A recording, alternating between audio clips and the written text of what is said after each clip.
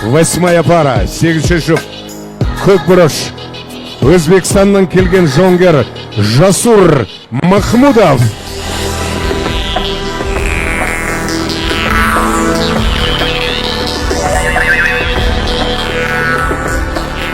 Және де оның қарсыласын шақырамыз. Ертең октагонның қызыл бұрышқа шығатын Қазақстанның жоңгері Досбол Ережеп.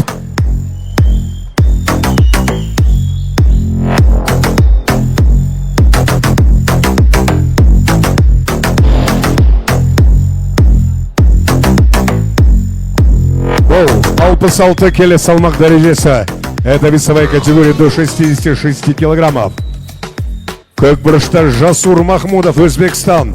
Қызыл бұрышта Досбол Ережеп, Қазақстан.